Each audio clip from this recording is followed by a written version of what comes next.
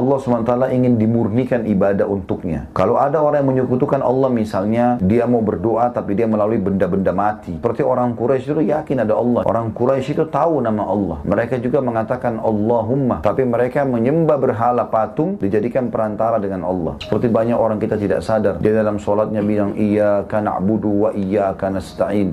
Hanya kepadamu kami menyembah. Hanya kepadamu kami minta tolong. Begitu selesai sholat, pergi kuburan sebelah masjidnya minta-minta. Baik mana komitmen tadi yang diucapkan, Iyyaka, Iyyaka, hanya untukmu, hanya untukmu. Kuburan ada adabnya. Ucapkan salam, doakan, pulang. Udah selesai gitu kan. Itu perintah syariat kita. Tapi tidak banyak orang duduk situ minta-minta tolong kepada itu, minta supaya jodohnya dimudahkan, minta ini, minta itu. Bahkan kadang-kadang ada kuburan, subhanallah, bukan kuburan, prasasti. Bukan kuburan, makam, dibuat-buat saja. Tapi didatangi oleh banyak orang, terjadi perbuatan syirik, bahaya ini. Bismillah, wassalatu wassalamu ala rasulillah wa ala alihi wa sahbihi wa man wala. Sedikit menanggapi apa yang disampaikan oleh Ustadz Khalid Hafizahullah, semoga Allah menjaga beliau dan memberikan hidayah, ya, akidah yang benar sesuai pemahaman ahli sunnah wal jamaah dan ulama-ulama salaf. Apa yang disampaikan oleh beliau tentang tawasul, tentang menjadikan pelantara, perlu diketahui oleh teman-teman semua bahwa tawasul itu di kalangan ulama ahli sunnah wal jamaah ada yang dibolehkan, ada yang tidak boleh. Yang dibolehkan seperti kita bertawasul dengan orang-orang yang soleh, ya, dengan keyakinan bahwa hanya Allah yang mampu mengabulkan doa-doa, ya. Sedangkan tawasul yang disebutkan oleh Ustadz Khalid itu sudah benar, yaitu tawasulnya orang-orang kafir Quraisy zaman dulu. Mereka bertawasul menjadikan pelantara Lata, Uzza, Manat, sembari mereka meyakini bahwa pelantara-pelantara itu adalah sesembahan selain Allah. Ada i'tiqad rububiyah di dalam hati, ya.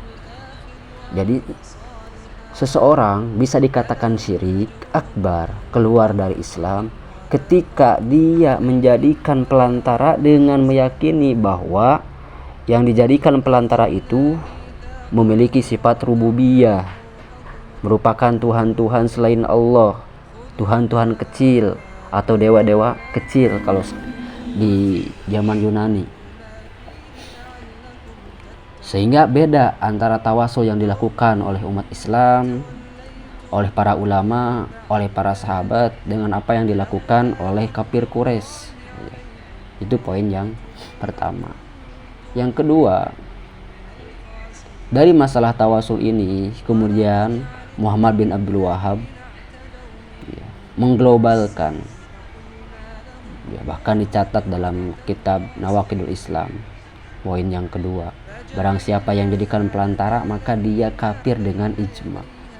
Dari pemahaman tersebut yang menyalahi mayoritas umat Islam, beliau berani mengkafirkan, mensyirikkan banyak kaum muslimin, ya, di negeri atau di daerah-daerah Mekah, Madinah, kemudian Ahsa, Huraimilah, Najd, Oman, Kuwait, negeri-negeri Syam, kemudian bahkan mengkafirkan khilafah Turki Utsmani. Disebabkan apa? Disebabkan keyakinan yang salah ini, ya, menjadikan pelantara, padahal jelas ulama ahli sunnah membolehkan tawasul. Saya akan bacakan beberapa pandangan 4 mazhab yang membolehkan tawasul. 4 mazhab, ya. Bahkan tawasul itu merupakan amalan-amalan yang sudah dilakukan oleh generasi sahabat seperti Umar bin Khattab. Di antaranya ucapan ulama madhab Hanafi, yaitu Imam Badruddin Al-Aini Al-Hanafi rahimahullah ketika beliau menjelaskan Sahih Bukhari fama nahnu nashra'u fil maqsudi bi'aunil maliki al-ma'budi wa nas'aluhu al-i'anata 'alal ihtitami mutawassilan bin nabiyyi khairil anam wa alihi wa sahbihil kiram. Sekarang kita akan masuk ke inti pembahasan dengan meminta bantuan dari Allah, Sang Raja yang berhak disembah. Kita meminta kepadanya pertolongan supaya kita dapat menyelesaikan kitab ini dengan bertawasul kepada Nabi Muhammad, menjadikan pelantara Nabi Muhammad SAW dalam doanya. Maka tidak kafir, tidak syirik, tidak sama dengan orang-orang Quraisy, manusia terbaik, dan kepada keluarga serta para sahabat beliau yang mulia. Jelas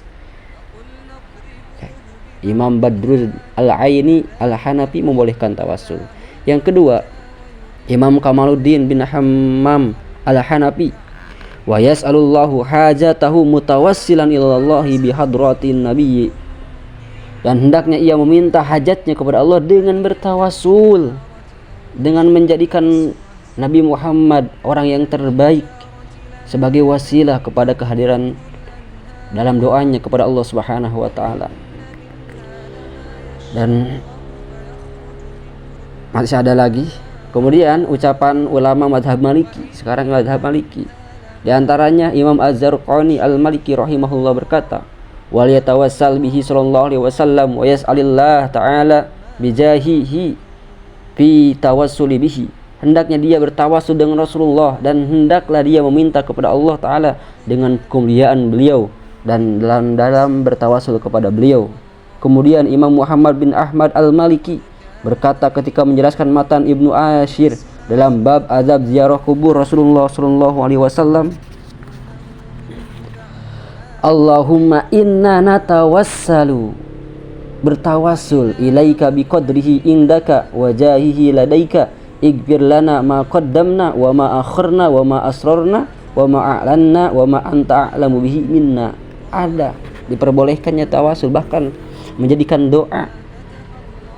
Kemudian dari kalangan mazhab Syafi'i, di antaranya Imam Nawawi Asy-Syafi'i rahimahullah, beliau membolehkan tawasul, tidak mengkafirkan, tidak mensyirikkan, ya.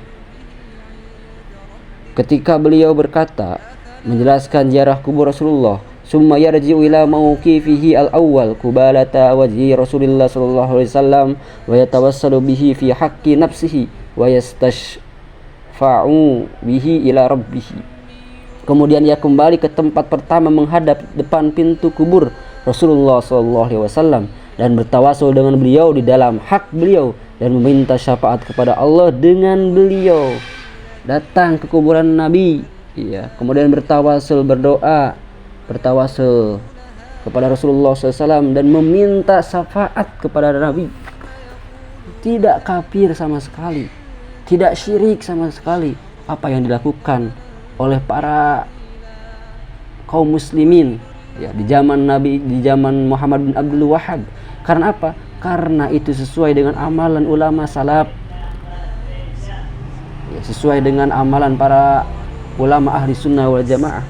Kemudian yang kedua, Imam Ibnu Salah rahimahullah berkata, anna karamatil awliya min ummatihi wa ijabatil mutawassilina bihi fi hawaijihim wa maghusatihim uqayba tawassulihim bihi fi syadaidihim barahinu lahu. Sesungguhnya karamah-karamah para wali di umat Rasulullah dan pengabulan doa orang-orang yang bertawasul dengan beliau untuk memenuhi segala permintaan dan pertolongan setelah bertawasul dengan beliau dalam masa-masa sulit mereka adalah bukti-bukti akan mukjizat beliau. Bahkan Imam Ibnu Salah menjadikan tawasul ini merupakan karomah para wali, kemudian merupakan mukjizat yang masih langgeng sampai hari ini. Masya Allah. Selanjutnya, kalangan Hanabilah yang membolehkan tawasul terlalu banyak. Di antaranya Imam Ahmad bin Hanbal rahimahullah, itu membolehkan tawasul, tetapi sayang sekali, ya, orang-orang yang mengaku berakidah dengan Imam Ahmad tetapi mengharamkan tawasul, bahkan mensyirik akbarkan, bahkan membunuh orang-orang yang melakukan tawasul. Nauzubillahi min dzalik.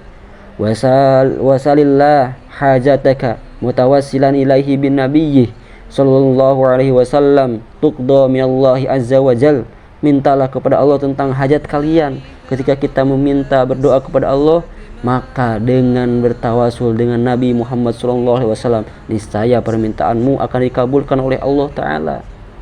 Kita melakukan tawasul kepada Allah, kata Imam Ahmad, itu lebih mudah untuk diijabah oleh Allah, bukannya malah keluar dari Islam sebagaimana anggapan orang-orang Wahabi.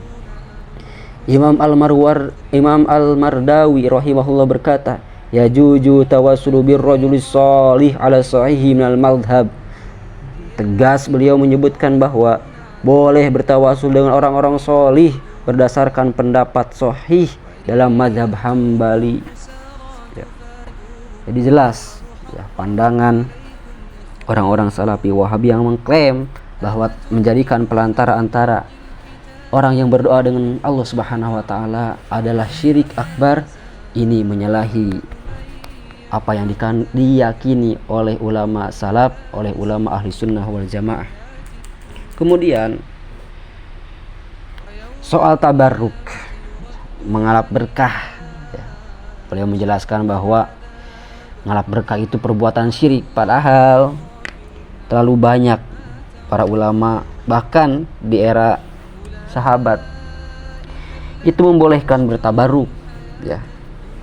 Di antaranya yang membolehkan tabaruk, saya tidak akan sebutkan hadisnya, sebutkan nama-nama yang membolehkannya karena terlalu panjang. Di antaranya Sayyidah Aisyah dalam hadis Imam Ad-Darimi, kemudian Imam Syafi'i ya. Imam Syafi'i juga membolehkan bertabaruk, bahkan beliau bertabaruk dengan kuburannya Imam Abu Hanifah, Masya Allah. Kemudian Imam Ahmad bin Hanbal ya, ketika ditanya tentang seorang yang mengusap-ngusap mimbar Nabi kemudian bertabaruk ya, kemudian mencium ya kuburan Nabi, maka itu merupakan sesuatu yang dibolehkan oleh Imam Ahmad ya. Kemudian Imam Abu Ali Al-Khalal, beliau juga membolehkan. Imam Al-Hafiz Ibnu Huzaimah, ulama besar ahli hadis, membolehkan bertabaruk ya.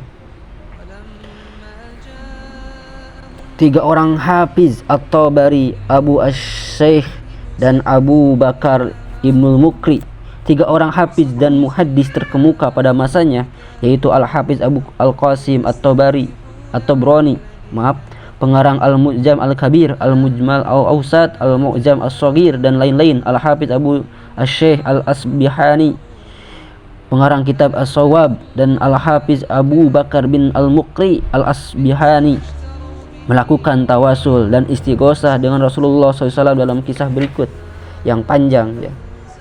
Bahkan di situ disebutkan bagaimana mereka mengalap berkah kepada kuburan Nabi. Maka sangkaan atau opini ya, framing dari kalangan-kalangan Salafi, dari Ustadz Khalid yang menyatakan bahwa mereka datang ke kuburan kemudian meminta-minta ahli kubur, ini adalah framing. Ini adalah pengalihan isu supaya orang-orang awam terjebak ya, dan bersuudon bahwa amalan-amalan ahli sunnah wal jamaah datang ke kuburan orang-orang soleh, datang ke kuburan para nabi untuk ngalap berkah, yang itu merupakan amalan ulama salaf dari generasi ke generasi, bahkan dilakukan oleh para ulama, dianggap sebagai syirik akbar, mengeluarkan umat Islam dari akidah, dari agama Islam. Sehingga apa yang diklaim oleh Muhammad bin Abdul Wahab itu laku di pasaran, di orang-orang awam yang tidak ngerti dan paham di bawah pembolehan tawasul, istighosah, ngalap berkah kepada para nabi, kepada asar-asar orang-orang soleh.